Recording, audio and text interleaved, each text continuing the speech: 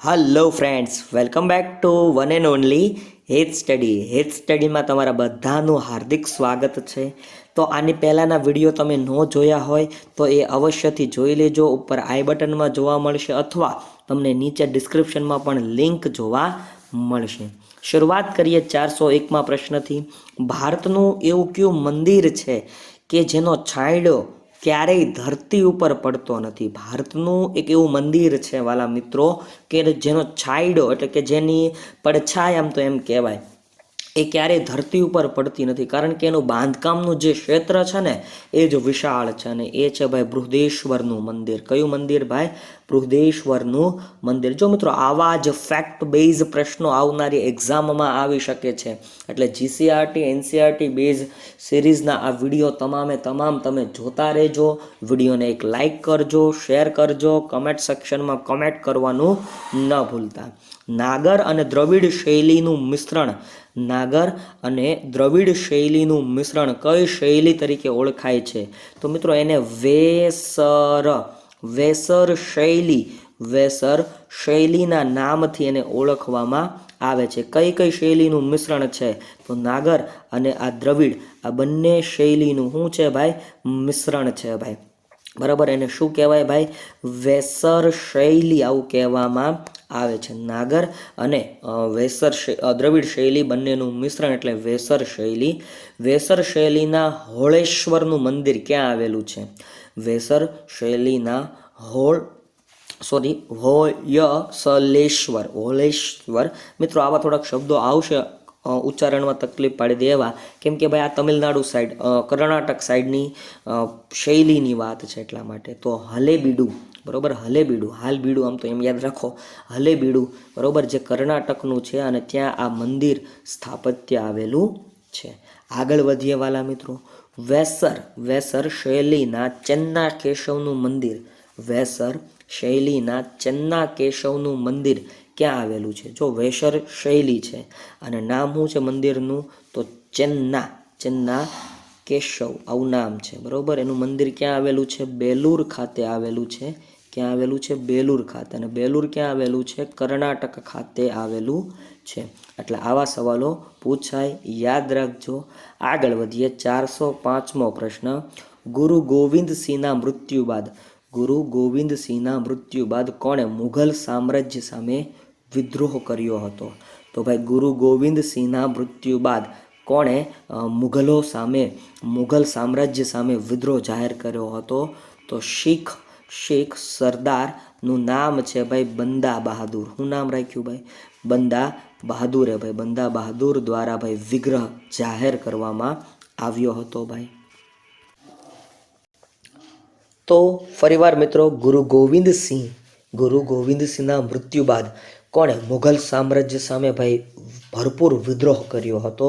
તો શીખ સરદારનું નામ ન ભૂલાય, શીખ સરદાર બંદા બહાદુરે આ પ્રકારની કામગીરી નિભાવી હતી. ઈસવીસન 1759માં થયેલા બક્સરના યુદ્ધમાં અંગ્રેજોએ ક્યાં મુઘલ બાદશાહને હરાવીને કંપનીનો પેન્શનર બનાવી દીધો હતો? કંપનીનો પેન્શન લેતો માણસ બનાવી દીધો હતો. તો એ હતો ભાઈ શાહ આલમને કંપનીએ ભાઈ હરાવીને આ પ્રકારની કામગીરીમાં ભાઈ નાખી દીધો હતો. કયા યુદ્ધથી ભારતમાં અંગ્રેજ સત્તાની શરૂઆત થઈ? તો પ્લાસીના યુદ્ધથી ભાઈ. પ્લાસીના યુદ્ધથી શેની શરૂઆત થઈ? તો ભાઈ અંગ્રેજ સત્તાની શરૂઆત થઈ. અંગ્રેજોએ પાયો નાખ્યો આમ તો એમ કહેવાય. ઈસવીસન 1757ના બંગાળમાં નવાબ તરીકે કોનું શાસન હતું? તો ઈસવીસન 1757માં બંગાળમાં નવાબ તરીકે ભાઈ સિરાજ ઉદ્દૌલાનું શાસન હતું. કોનું શાસન હતું ભાઈ? સિરાજ ઉદ્દૌલાનું શાસન હતું. પ્લાસીનું યુદ્ધ, પ્લાસી બરોબર, અથવા પલાસી આવું કે ને તોય વાંધો નહીં ભાઈ. પ્લાસીનું યુદ્ધ ક્યારે થયું? તો ઈસવીસન 1757માં થયું. ઈસવીસન 1757માં પ્લાસીનું યુદ્ધ કોની વચ્ચે થયું હતું? તો સિરાજ ઉદ્દૌલા અને રોબર્ટ ક્લાઇવ વચ્ચે. સિરાજ ઉદ્દૌલા અને રોબર્ટ ક્લાઇવ વચ્ચે ભાઈ આ પ્લાસીનું યુદ્ધ થયું હતું. ઈસવીસન 1757ના પ્લાસીના યુદ્ધમાં સિરાજ ઉદ્દૌલાની હાર શા કારણે થઈ? તો યુદ્ધમાં સેનાપતિ મીર જાફર નિષ્ક્રિય રહ્યો હતો એટલા માટે થઈ હતી ભાઈ. યુદ્ધમાં સેનાપતિ કોણ? મીર જાફર એ સાવ એટલે સાવ નિષ્ક્રિય રહ્યો હતો એટલા માટે સિરાજ ઉદ્દૌલાની હાર થઈ હતી. પ્લાસીના યુદ્ધ પછી કોને બંગાળનો નવાબ બનાવ્યો હતો? તો ભાઈ પ્લાસીના યુદ્ધમાં બરાબર હાર થયા બાદ પ્લાસીના યુદ્ધનો નવાબ કોને બનાવવામાં આવ્યો? મીર જાફરને. મીર જાફરના વિરોધ બાદ કોણ બંગાળનો નવાબ બન્યો? તો મીર કાસિમ બન્યો ભાઈ. બરાબર, મીર કાસિમ બન્યો. બક્સરનું યુદ્ધ ક્યારે અને કોની વચ્ચે થયું? તો ઈસવીસન 1764માં. ઈસવીસન 1764માં. ઈસવીસન 1764માં ભાઈ કયું યુદ્ધ થયું? બક્સરનું યુદ્ધ થયું ભાઈ. મીર કાસિમ અને અંગ્રેજો વચ્ચે. કોની વચ્ચે? મીર કાસિમ અને અંગ્રેજો વચ્ચે ભાઈ આ બક્સરનું યુદ્ધ ખેલાયું હતું. કયા રાજપૂત શાસકે રાજસ્થાનમાં જયપુર શહેરની સ્થાપના કરી હતી? તો રાજા સવાઈ જયસિંહ. રાજા સવાઈ જયસિંહ દ્વારા ભાઈ જયપુરમાં રાજા સવાઈ જયસિંહ દ્વારા જયપુર શહેરની સ્થાપના કરવામાં આવી હતી. રાજસ્થાનમાં એણે જયપુર શહેરની સ્થાપના કરી હતી વાલા મિત્રો. રાજપૂત શાસક રાજા સવાઈ જયસિંહ મહાન ખગોળશાસ્ત્રી હતા માટે તેમણે કયા સ્થળોએ આધુનિક વેધશાળાઓની સ્થાપના કરી હતી? તો જો તેઓ એક ખગોળશાસ્ત્રી હતા, ખગોળમાં વધારે રસ ધરાવતા હતા. દિલ્હી, ઉજ્જૈન, જયપુર અને મથુરા ખાતે ભાઈ આ પ્રકારની એણે વેધશાળાઓની શોધખોળ કરી હતી. શીખ ધર્મની સ્થાપના ક્યારે અને કોણે કરી હતી? તો 15મી સદીમાં ગુરુ નાનક દ્વારા ભાઈ. શીખ ધર્મની સ્થાપના અથવા સ્થાપક તરીકે ગુરુ નાનકને યાદ કરવામાં આવે છે. શીખ ધર્મની સ્થાપના કોણે કરી હતી? તો 15મી સદીમાં ગુરુ નાનક દ્વારા કરવામાં આવી હતી. શીખ ધર્મના 10મા ગુરુનું નામ જણાવો. તો ગુરુ ગોવિંદસિંહજી. ગુરુ ગોવિંદસિંહજી ભાઈ શીખ ધર્મના કેટલામાં ગુરુ છે ભાઈ? તો એ શીખ ધર્મના 10મા ગુરુ છે, છેલ્લા ગુરુ છે, આમ તો એમય કહી શકાય. કોણે શીખ સામ્રાજ્યનો વિકાસ કર્યો હતો? તો સુકર ચકિયાના શક્તિશાળી નેતા રણજીતસિંહે. સુકર ચકિયાના શક્તિશાળી નેતા એવા રણજીતસિંહે ભાઈ કયા ધર્મનો? શીખ સામ્રાજ્યનો, શીખ ધર્મનો ભાઈ વિકાસ કર્યો હતો. કયા વર્ષે અંગ્રેજોએ શીખ સામ્રાજ્યને બ્રિટિશ સામ્રાજ્યમાં ભેળવી દીધું હતું?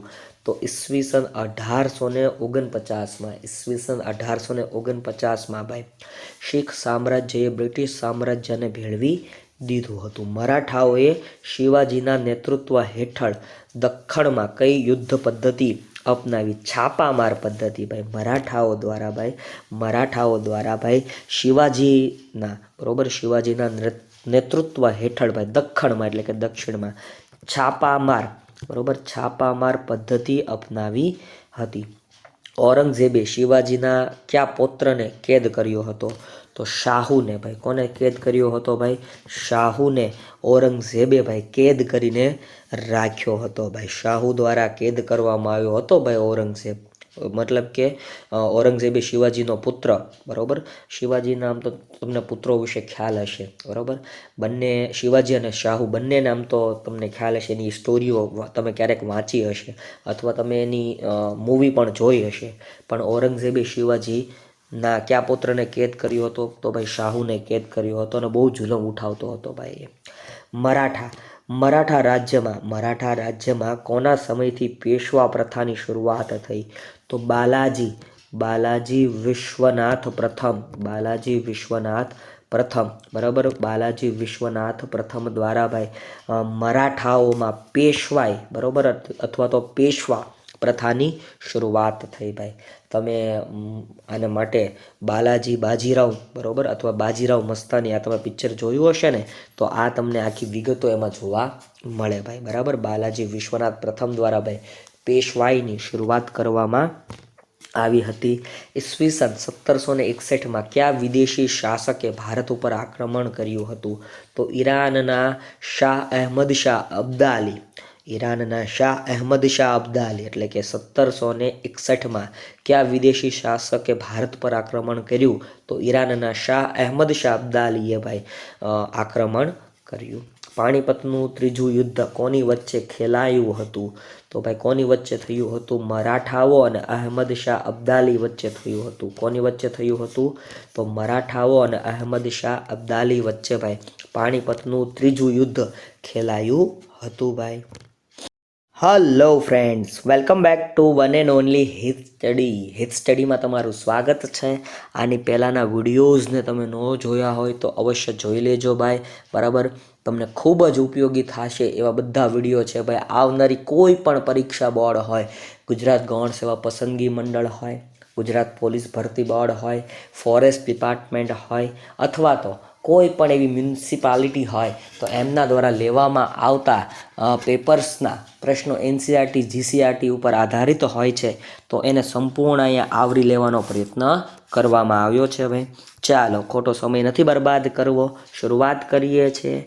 4 to 6 એક 426માં પ્રશ્નથી. કઈ સદીને યુરોપમાં સામાજિક ધાર્મિક પરિવર્તનોની નવજાગૃતિની સદી તરીકે ઓળખવામાં આવે છે ભાઈ? કઈ સદીને યુરોપમાં સામાજિક ધાર્મિક પરિવર્તનોની નવજાગૃતિની સદી તરીકે ઓળખવામાં આવે છે? તો એ કઈ સદી છે ભાઈ? 15મી સદીને ભાઈ. 15મી સદીને યુરોપમાં સામાજિક ધાર્મિક પરિવર્તનોની નવજાગૃતિની સદી તરીકે ઓળખવામાં આવે છે. કયા સમયગાળા દરમિયાન તુર્કોએ કોન્સ્ટેન્ટિનોપલ જીતી લીધું હતું? તો ઈસવીસન 1453માં. ઈસવીસન 1453માં ભાઈ તુર્ક દ્વારા કોન્સ્ટેન્ટિનોપલ, બરાબર, કોન્સ્ટેન્ટિનોપલને જીતી લીધું હતું. ભારત આવવાના જળમાર્ગના શોધક કોણ હતા અને તે કયા દેશના વતની હતા? તો ભાઈ ભારત આવવાના જળમાર્ગના શોધક વાસ્કો દી ગામા હતા. કોણ હતા ભાઈ? વાસ્કો દી ગામા હતા. અને તે કયા દેશના વતની હતા? તો પોર્ટુગલ. કયા દેશના ભાઈ? પોર્ટુગલના વતની હતા. વાસ્કો દી ગામા હતા ભાઈ. ફરીવાર, ભારત આવવાનો જળમાર્ગ ના શોધક કોણ માનવામાં આવે છે? તો વાસ્કો દી ગામા. પોર્ટુગલ તરીકે તેઓ પોર્ટુગલના તેઓ વતની હતા. પોર્ટુગલ દેશ હતો ભાઈ. વાસ્કો દ ગામાને કયા હિન્દી ખલાસીએ મદદ કરી હતી? ભાઈ જો આમાં બે વસ્તુ યાદ રાખવાની ભાઈ. મોહમ્મદ ઇબ્ન મજીદ એણે મદદ કરી હતી, અને ગુજરાતના આપણા કાનજી માલમ ભાઈ, ગુજરાતના કાનજી માલમે પણ એમને મદદ કરી હતી ભાઈ. હેલ્પફુલ થયા હતા ભાઈ. તો જ હાલે ને ભાઈ. હેલ્પફુલ થાવ તો જ તમારું ધંધો બિઝનેસ હાલે ભાઈ, બરાબર. એટલે બે જણા મદદરૂપ થયા હતા ભાઈ વાસ્કો દ ગામાને. કોણ થયા હતા? તો મોહમ્મદ ઇબ્ન મજીદ, બરાબર, મોહમ્મદ ઇબ્ન મજીદ, અને ગુજરાતના કચ્છના કાનજી માલમ ભાઈ. વાસ્કો દ ગામા ઈસવીસન 1498માં ભારતના કયા બંદરે ઉતર્યો હતો અને ત્યાંના રાજા કોણ હતા? તો એ કાલિકટ બંદરે ઉતર્યો હતો, અને ઝામોરીન રાજાનું નામ હતું ભાઈ. કયા બંદરે ઉતર્યો હતો? તો કાલિકટ બંદરે તેઓ ઉતર્યો હતો, અને ત્યાંના રાજાનું નામ શું રાખ્યું હતું ભાઈ? ઝામોરીન રાખેલું હતું. કઈ વિદેશી પ્રજા સાગરના સ્વામી તરીકે ઓળખાતી હતી? તો ભાઈ પોર્ટુગીઝ છે ને, પોર્ટુગીઝ એ સાગરના સ્વામી તરીકે ઓળખાતા ભાઈ. કઈ વિદેશી પ્રજા સાગરના સ્વામી તરીકે ઓળખાતા? તો પોર્ટુગીઝો, બરાબર. પોર્ટુગીઝ લોકો ભાઈ સાગરના સ્વામીના નામથી ભાઈ પ્રખ્યાત હતા. પોર્ટુગીઝોએ કયા વર્ષે ગોવાને પોતાની રાજધાની બનાવી? તો ઈસવીસન 1530માં. ઈસવીસન 1530માં ભાઈ. ઈસવીસન 1530માં પોર્ટુગલ ના રાજધાની બનાવી નાખવામાં આવી હતી ભાઈ. પોર્ટુગલ દ્વારા પોર્ટુગીઝોએ ગોવાને કોને ભાઈ? ગોવાને રાજધાની બનાવી દીધી. બોલો, ભારતની રાજધાની બનાવી દીધી હતી ભાઈ. પોર્ટુગીઝો માટે જ તેઓ ભાઈ, સ્પેશિયલ પોર્ટુગીઝો માટેની જ આ વાત છે. તો એમના માટે ગોવાને છે ને એ લોકો રાજધાની માનતા. અને અત્યારે પણ તમે ક્યારેક ગોવામાં ફરવા જશો, બરાબર, ભવિષ્યમાં જાઓ એવી શુભકામના. અને ત્યાં તમે જુઓ ને તો ત્યાં તમને પોર્ટુગલ શૈલીની સ્થાપત્ય કલા વધારે જોવા મળશે ભાઈ, બરાબર. કેમ કે ત્યાં પોર્ટુગીઝો વધારે વસેલા હતા એટલા માટે. અને તમાકુ ઘુસાવનારા કોઈ નહીં, આ પોર્ટુગીઝો હતા ભાઈ. ઓકે વાલા મિત્રો, આગળ વધીએ. પોર્ટુગીઝોએ કયા વર્ષમાં ગોવાને પોતાની રાજધાની જાહેર કરી? તો હવે આવડે 1530માં. ઈસવીસન 1530માં. ઇંગ્લેન્ડમાં બ્રિટિશ ઈસ્ટ ઇન્ડિયા કંપનીની સ્થાપના ક્યારે થઈ? તો ભાઈ બ્રિટિશ ઈસ્ટ ઇન્ડિયા કંપનીની સ્થાપના ઈસવીસન 1600માં થઈ. ક્યારે થઈ ભાઈ? ઈસવીસન 1600માં બ્રિટિશ ઈસ્ટ ઇન્ડિયા કંપની ભાઈ બ્રિટિશ ઈસ્ટ ઇન્ડિયા કંપનીની સ્થાપના થઈ ગઈ હતી ભાઈ ઈસવીસન 1600માં. અંગ્રેજોનું સૌપ્રથમ વહાણ ભારતના કયા બંદરે ઉતર્યું હતું ભાઈ? તો વાત કરીએ ઈસવીસન 1608માં સુરતમાં સૌ પ્રથમ ભાઈ બરાબર સૌ પ્રથમ હેક્ટર જહાજનું નામે કહી દઉં, હેક્ટર નામનું જહાજ લઈને આવ્યા હતા ભાઈ બરાબર. અંગ્રેજો સૌ પ્રથમ ભારતના કયા બંદરે આવ્યા? તો સુરત બંદરે આવ્યા ભાઈ. સુરત તું સોનાની મૂરત, આ સુરત બંદરે આવ્યા અને 1608માં આવ્યા. અને મિત્રો યાદ રાખજો હેક્ટર નામનું જહાજ. આ 7 કરોડ કા સવાલ આપકે સામને આ રહા હૈ. 7 કરોડ KBCમાં પૂછાઈ ગયેલો સવાલ છે, એટલા માટે હું કહું છું. આગળ વધીએ. અંગ્રેજો સાથે વારંવાર સંઘર્ષ પછી ફ્રેન્ચો માટે છેવટે કયા વેપારી મથકો રહ્યા? તો માહે, ચંદ્રનગર, પોંડેચેરી, યનમ અને કરેલકલ બરાબર. આ 5 જે મથકો છે એ કોની પાસે રહ્યા? તો ફ્રેન્ચો પાસે રહ્યા. જો ફ્રેન્ચો અને અંગ્રેજો વચ્ચે ભળતું નહોતું ભાઈ, વારંવાર યુદ્ધનો માહોલ જામતો. તો માહે હોય, ચંદ્રનગર હોય, પોંડેચેરી હોય, યનમ હોય અને કરેલકલ હોય, તો આ વેપારી મથકો સાથે વારંવાર મતલબ કે આ એના મુખ્ય વેપારી મથકો બની ગયા હતા ફ્રેન્ચોના. બાકી બધેથી ભાઈ ફ્રેન્ચોને ખદેડી મૂકવામાં આવ્યા હતા. કોના દ્વારા? તો અંગ્રેજોએ ખદેડી મૂક્યા હતા ભાઈ. ભારતમાં સૌપ્રથમ અને સૌથી છેલ્લે કઈ યુરોપિયન પ્રજા આવી હતી? ભારતમાં પ્રથમ આવ્યું હોય ને તો એ પોર્ટુગીઝ આવી હતી અને છેલ્લે આવ્યું હોય ને તો ફ્રેન્ચ આવ્યા હતા. અંગ્રેજો વચ્ચે ઘૂસી ગયા હતા ભાઈ બરાબર. પ્રથમ કઈ પ્રજા આવી? તો પોર્ટુગીઝ પ્રજા આવી અને છેલ્લે કઈ પ્રજા આવી? તો ફ્રેન્ચ પ્રજા ભારતમાં આવી. કોલંબસ કયા દેશનો વતની હતો? કોલંબસ છે ને ભાઈ ઇટાલીનો વતની હતો. ક્યાંનો વતની હતો ભાઈ? કોલંબસ ઇટાલીનો વતની હતો. કોલંબસ છે ભાઈ એ ક્યાંનો વતની હતો? તો યાદ રાખજો ઇટાલીનો તે વતની હતો. ત્યાં અંગ્રેજે જહાંગીર પાસેથી સુરતમાં વેપારી કોઠી સ્થાપવાની પરવાનગી મેળવવામાં સફળતા મળી હતી. તો ભાઈ સર ટોમસ રો ઈસવીસન 1612માં કયા અંગ્રેજ અધિકારી એ ભાઈ જહાંગીર પાસેથી સુરતમાં કોઠી સ્થાપવાની ભાઈ પરમિશન લઈ લીધી? તો સર ટોમસ રો દ્વારા ઈસવીસન 1612માં ભાઈ જહાંગીર પાસેથી એણે પરમિશન લઈ લીધી ભાઈ, આજ્ઞા લઈ લીધી. અને ભાઈ આ સર ટોમસ રો છે ને એ હોશિયાર હતો ભાઈ બરાબર. એ ઘણા બધા ભેટ ઉપહાર સાથે ગયો હતો અને એમાં એ ફાવી ગયો. ભારતમાં સૌપ્રથમ આવનાર અંગ્રેજ વહાણનો કપ્તાન કોણ હતો? તો જો સૌપ્રથમ અંગ્રેજો 1600માં આવ્યા બરાબર. 1602માં આવ્યા. આપણે આગળ ચર્ચા કરી ગઈ કે ભાઈ સુરતમાં સૌપ્રથમ આવ્યા. આપણે અહીંયા જોઈ ગયા ને 1608માં આવ્યા. સોરી મિત્રો 1608માં આવ્યા. તો એ જે વખતે આવ્યા ને ત્યારે એનો કપ્તાન હતો ભાઈ હોકિન્સ હતો. કોણ હતો ભાઈ? હોકિન્સ હતો. અને જહાજનું નામ શું રાખ્યું હતું ભાઈ? હેક્ટર નામનું જહાજનું નામ રાખ્યું હતું ભાઈ.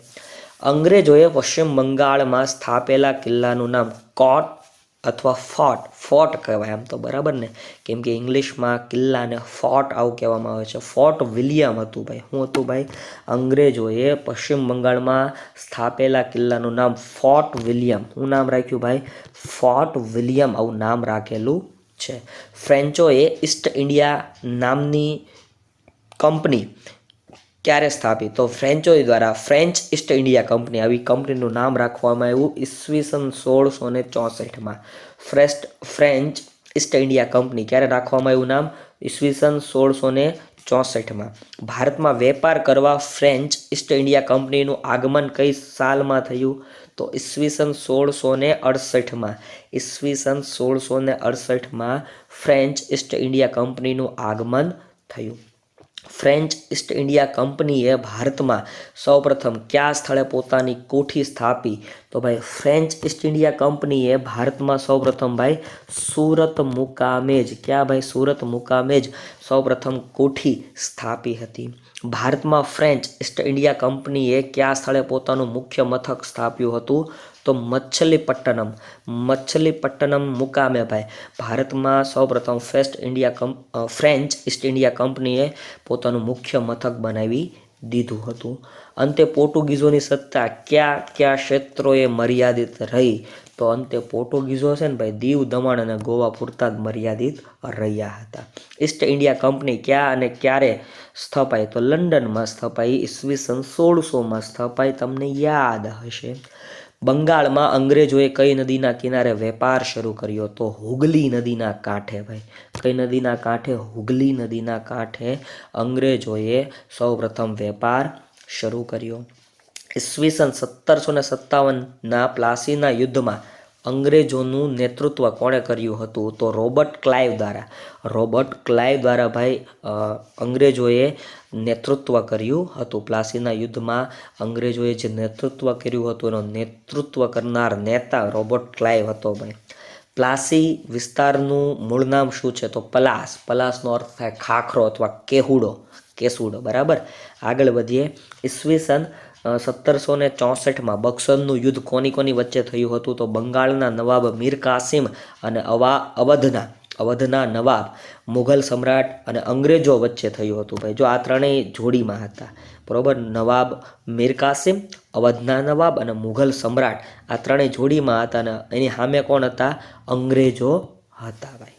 વિડીયો ગમતો હોય તો લાઈક કરજો, શેર કરજો, કમેન્ટ સેક્શનમાં કમેન્ટ કરજો.